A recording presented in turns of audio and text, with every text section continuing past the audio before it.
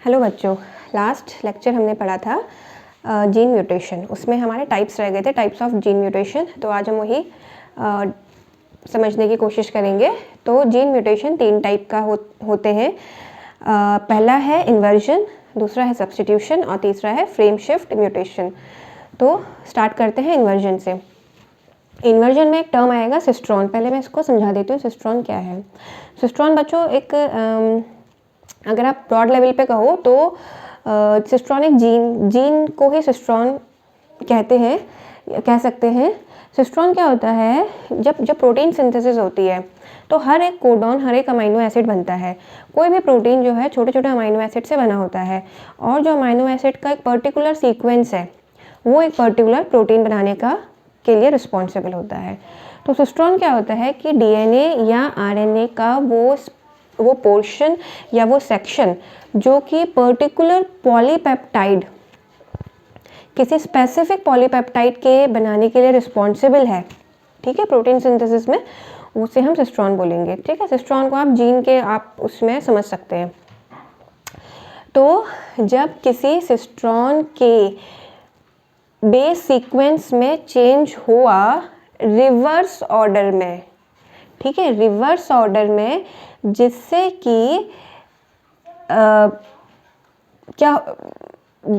ये क्यों हुआ, ये चेंज हुआ क्योंकि डीएनए का डिस्टॉर्शन हुआ। ठीक है, जब डीएनए का रेप्लिकेशन हुआ उस समय मैंने बोला कि जब भी डीएनए का रेप्लिकेशन होता है तो जितने भी जीन म्यूटेशन होते हैं, जब डीएनए का रेप्लिकेशन होता है उसमें कोई प्रॉब्लम होती है तभी जीन म्यूटेशन होता है। तो यानी जब डीएनए का डिस्टॉर्शन हुआ उसकी वजह से क्या हुआ कि जो बेस सीक्वेंस में चेंज आ गया किसी भी सिस्ट्रॉन के रिवर्स ऑर्डर में, तो उसकी वजह से क्या हुआ, हमें एक नया सीक्वेंस मिला जिसमें कि नए कोडॉन्स थे। और चेंज क्यों आया, म्यूटेशन की वजह से। म्यूटेशन क्या होते हैं, म्यूटेशन वो होते हैं जो कि म्यूटेशन कॉज करते हैं, उन एजेंट्स को हम म्यूटेशन बोलते हैं। अब ये डेफिनेशन आपको तभी समझ में आएगी जब मैं आपको ये एग्जाम्पल समझ में आपको आएगा। ठीक है, जब आप एग्जाम्पल समझ लोगे तो आपको डेफिनेशन बहुत सिंपल लगेगी। ठीक है, क्या था, देखिए, जो नॉर्मल हमारा सीक्वेंस था वो था जी। हमेशा जो ये कोडॉन्स होते हैं ना, ये ट्रिपलेट्स के फॉर्म में होते हैं। ठीक है, 3 अल्फ़ाबेट्स जो हमने पढ़े थे, एडेनिन, ग्वानिन, ये सब ना उनके फॉर्म में होते हैं। तो पहला ट्रिपलेट है, सपोज किसी सीक्वेंस में है GCC। ठीक है, GCC है, फिर TAT है, फिर TTG है। ठीक है, तो GCC जो है वो क्या बना रहा है, एलेनिन। TAT क्या बना रहा है, टायरोसिन। TTG बना रहा है ल्यूसिन। ये सब क्या है, अमीनो एसिड्स हैं। ठीक है, इस कोडॉन से बना एलेनिन, TAT से बना टायरोसिन, TTG से बना ल्यूसिन। अभी मैंने क्या बोला कि रिवर्स ऑर्डर में हुआ, इन्वर्जन हुआ। तो क्या हो गया, जो ये TTG था, अगर मैं इसका उल्टा करूँ तो क्या बन जाएगा, GTT। ये GTT बन के यहाँ पर आ गया। और ये क्या है, GCC। अगर मैं इसका उल्टा करूँ तो क्या हो जाएगा, CCG। और ये क्या आ गया, थर्ड, इस पोजीशन पे आ गया। ठीक है, तो अब TTG जो ल्यूसिन बनाने के लिए रिस्पॉन्सिबल था, अगर ये GTT के फॉर्म में है तो ये बनाएगा वैलिन। ठीक, और ये जो GCC यहाँ पर एलिनिन बना रहा था, एलिनाइन बना रहा था, ये CCG यहाँ पर आ गया और बन गया प्रोलीन। तो इस और इसके बीच में क्या हो गया, इन्वर्जन हो गया, किसका, कोडॉन्स का। जो बेस सीक्वेंस थे उनका क्या हो गया, रिवर्स ऑर्डर में चेंज हो गए और हमें एक नया डिफरेंट कोडॉन्स मिले, जिनकी वजह से हमें अब हमारे अमीनो एसिड भी चेंज हो गए। अब ये अमीनो एसिड चेंज होगा तो बेसिकली पूरा प्रोटीन का स्ट्रक्चर ही जो इसमें बनेगी वो चेंज हो जाएगी। ठीक है, इन्वर्जन। अब आप फिर से जब आप इस डेफिनेशन को पढ़ेंगे तो आपको अब समझ में आएगी। दूसरा है सब्स्टिट्यूशन। सब्स्टिट्यूशन मतलब होता है रिप्लेसमेंट, यानी किसी ने किसी को रिप्लेस कर दिया, कोई पर्टिकुलर चीज़ ने। क्या है ये, replacement of a nitrogenous base, यानी किसी नाइट्रोजनस बेस का रिप्लेसमेंट दूसरे नाइट्रोजनस बेस से बाय अनदर नाइट्रोजनस बेस, या फिर नाइट्रोजन बेस के किसी डेरिवेटिव से। ठीक है, तो अब इसमें क्या होता है कि कोई नाइट्रोजन बेस दूसरे नाइट्रोजन बेस से उसका रिप्लेसमेंट हो जाएगा या फिर उसका रिप्लेसमेंट जो नाइट्रोजन बेस का डेरिवेटिव है उससे उसका रिप्लेसमेंट होगा। ये दो टाइप के हो सकते हैं, एक है ट्रांजिशन और एक है ट्रांसवर्जन। ट्रांजिशन क्या होता है? ट्रांजिशन में क्या होता है, जो प्यूरिन होगा वो प्यूरिन से रिप्लेस होगा, यानी प्यूरिन प्यूरिन से रिप्लेस होगा, यानी एडेनिन भी प्यूरिन है और ग्वानिन भी प्यूरिन है, ठीक है।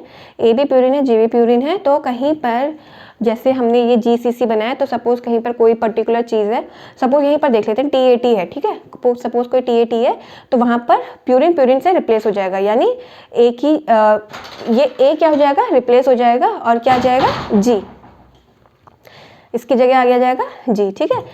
तो और दूसरा क्या है, पिरिमिडिन, पिरिमिडिन से रिप्लेस होगा। ट्रांजिशन में क्या होगा कि जो नाइट्रोजन बेस है एक टाइप का, वो उसी के टाइप से रिप्लेस होगा, यानी प्यूरिन प्यूरिन से रिप्लेस हो गया, पिरिमिडिन पिरिमिडिन से रिप्लेस हो गया, यानी C रिप्लेस हो सकता है या तो T से, थाइमिन से, या फिर यूरेसिल से। अगर DNA में है तो थाइमिन से रिप्लेस होगा, और RNA है तो यूरेसिल से, ठीक है। अब है ट्रांसवर्जन। ट्रांसवर्जन क्या है, इसका ठीक उल्टा है कि प्यूरिन रिप्लेस होगा पिरिमिडिन से, और पिरिमिडिन रिप्लेस हो सकता है प्यूरिन से। यानी अगर एडेनिन है तो एडेनिन रिप्लेस हो सकता है थाइमिन या यूरेसिल से, और अगर ग्वाइनिन है तो वो रिप्लेस होगा साइटोसिन से, ठीक है, थोड़ा साइटोसिन से, ठीक है। तो प्यूरिन पिरिमिडिन से चेंज होगा, पिरिमिडिन प्यूरिन से चेंज होगा ट्रांसवर्जन में। अभी आप ये सोच रहे होंगे कि मैंने यहाँ पे जैसे मैंने ग्वाइनिन लिखा, ठीक है, तो मैं मतलब आप, क्योंकि अभी अगर आपने वो नहीं पढ़ा होगा ना कि कौन सा प्यूरिन किसके साथ बेस हमेशा जुड़ता है, तो आपको ये चीज़ यहाँ पे समझ में नहीं आएगी, ठीक है। आप ये कह सकते हो कि साइटोसिन भी तो एक पिरिमिडिन है, यहाँ पर मैंने साइटोसिन क्यों नहीं लिखा। तो बच्चों ये है कि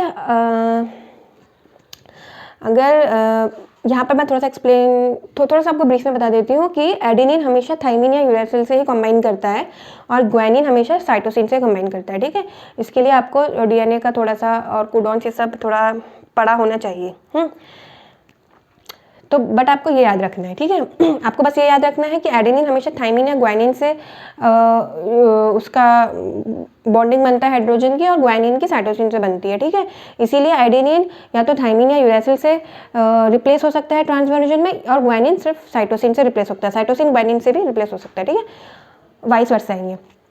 अच्छा, अगर सब्सटीट्यूशन हुआ, सब्स्टिट्यूशन म्यूटेशन हुआ, और उसमें एक अलग ही प्रोटीन जो बननी चाहिए थी वो ना बन के कोई दूसरी प्रोटीन बनी, तो ऐसे म्यूटेशन को हम बोलते हैं मिस सेंस म्यूटेशन, ठीक है। सेंस उसका हट गया, मिस सेंस म्यूटेशन, यानी आपकी सब्स्टिट्यूशन जो म्यूटेशन हुआ उसमें अलग टाइप की प्रोटीन बन गई, जो बननी चाहिए थी उससे डिफरेंट बन गई। और एक होता है non sense mutation. Non sense mutation क्या होता है, जब एक्चुअली कुछ ऐसे कोडॉन्स होते हैं, कोडॉन मतलब कोडॉन, जब भी मैं बोलूँ तो आपको ये होना चाहिए कि ट्रिपलेट्स के फॉर्म में जो ये मैंने बना रखे हैं ये कोडॉन्स हैं, ठीक है। तो कुछ ऐसे कोडॉन्स होते हैं कि जब वो इस चेन में आ जाएगा तो वो चेन वहीं ब्रेक हो जाएगी, यानी वो चेन आगे नहीं बढ़ेगी, और उतने में ही वो पर्टिकुलर प्रोटीन बनेगी। मतलब उस प्रोटीन जहाँ पर ब्रेक होनी है ना, ब्रेक लगना है, वहाँ पर हमेशा एक मिससेंस कोडॉन आता है, तब वो चेन जो होती है ब्रेक होती है, वरना तो वो अनलिमिटेड इनफाइनाइट चलते रहेगी, ठीक है। तो जब किसी भी चेन में जब एक चेन टर्मिनेटिंग कोडॉन आ जाता है, ठीक है, अगर म्यूटेशन हुआ, ठीक है, किसी कोडॉन में म्यूटेशन हुआ और वो एक टर्मिनेटिंग कोडॉन या फिर मिस सेंस कोडॉन भी बोलते हैं उनको, जो चेन टर्मिनेटिंग कोडॉन है उनको मिस सेंस कोडॉन भी बोलते हैं, और वो कोडॉन किस में चेंज हो गया, चेन टर्मिनेटिंग कोडॉन में, ठीक है। तो ऐसे म्यूटेशन को हम बोलेंगे नॉन सेंस म्यूटेशन, ठीक, क्यों, क्योंकि वहाँ पर एक नॉन सेंस कोडॉन हो गया। नॉन सेंस मतलब जिसका कोई सेंस नहीं है, जिससे कोई भी आपको अमीनो एसिड नहीं मिलेगा। जैसे ये GCC, ये एलिनिन दे रहा है, अब कोई ट्रिपलेट ऐसा होगा जो कि कोई अमीनो एसिड बनाएगा ही नहीं, ठीक है। ऐसा ट्रिपलेट आ गया, ऐसे 3 लेटर्स आ गए, GCC TT, कुछ भी आ सकता है, जो हमने ये 5 लेटर्स पढ़े हैं, तो अल्फ़ाबेट्स पढ़े हैं, सॉरी। तो उन 5 अल्फ़ाबेट्स में से कोई 3 ऐसा अल्फ़ाबेट्स आ गए जो कि कोई अमाइनो एसिड नहीं बना रहे, ऐसे कोडॉन्स को मिससेंस कोडॉन बोलते हैं, सॉरी नॉनसेंस कोडॉन बोलते हैं या चेन टर्मिनेटिंग कोडॉन बोलते हैं। तो अगर कोई कोडॉन चेन टर्मिनेटिंग कोडॉन में अगर चेंज हो गया तो ऐसे म्यूटेशन को हम बोलेंगे नॉनसेंस म्यूटेशन। थर्ड है फ्रेम शिफ्ट म्यूटेशन।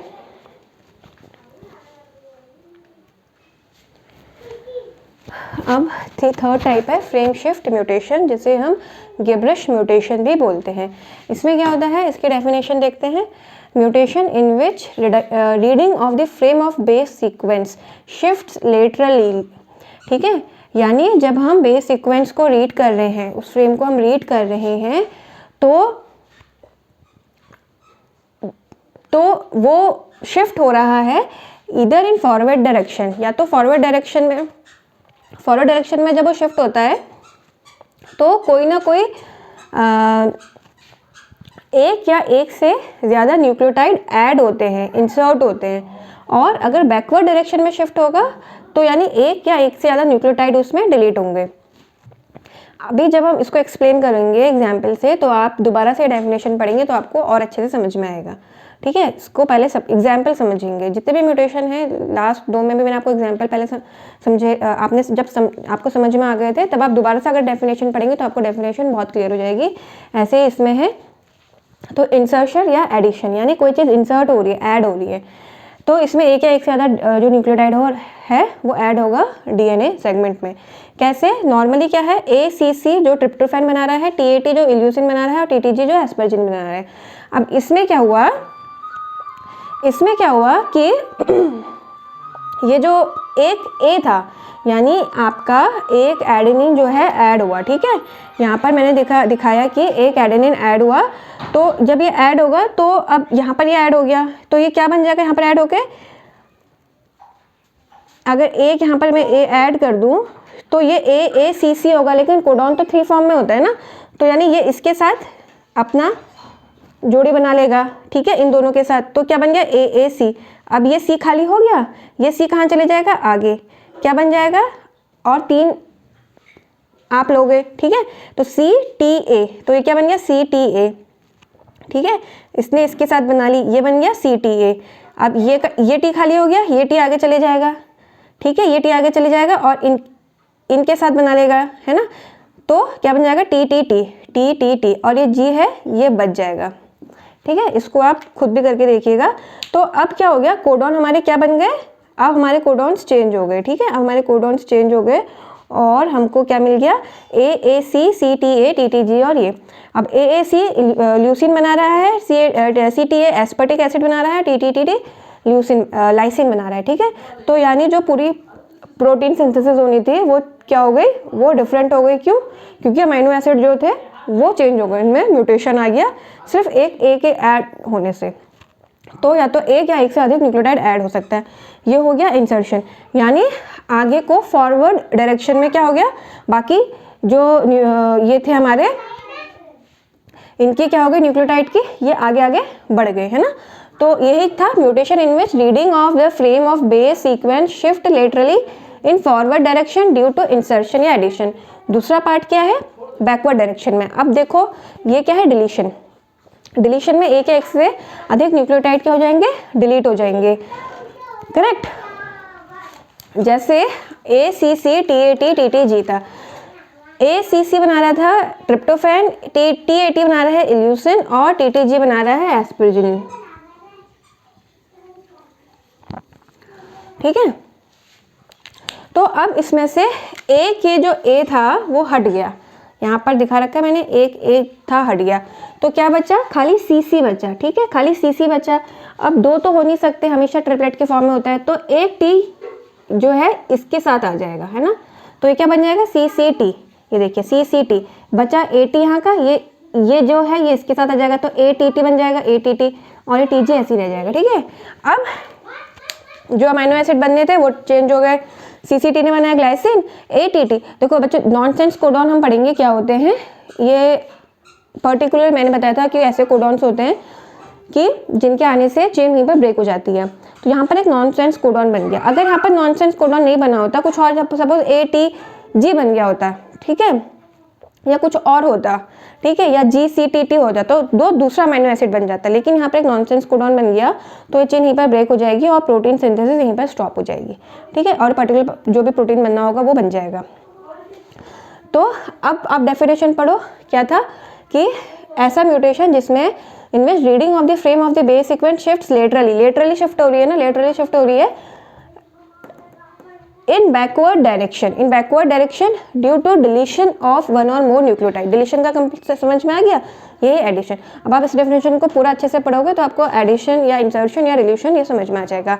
अब हम नेक्स्ट लेक्चर में पढ़ेंगे क्रोमोसोमल म्यूटेशन। अभी तक हमने जीन म्यूटेशन पढ़े थे, अब हम पढ़ेंगे क्रोमोसोमल म्यूटेशन, यानी क्रोमोसोम के नंबर में चेंज आएगा या उनके स्ट्रक्चर में चेंज आएगा, ठीक है। तो अगर आपको बच्चों आज का लेक्चर समझ में आया होगा तो प्लीज़ इसे लाइक, शेयर एंड सब्सक्राइब करिएगा। Thank you.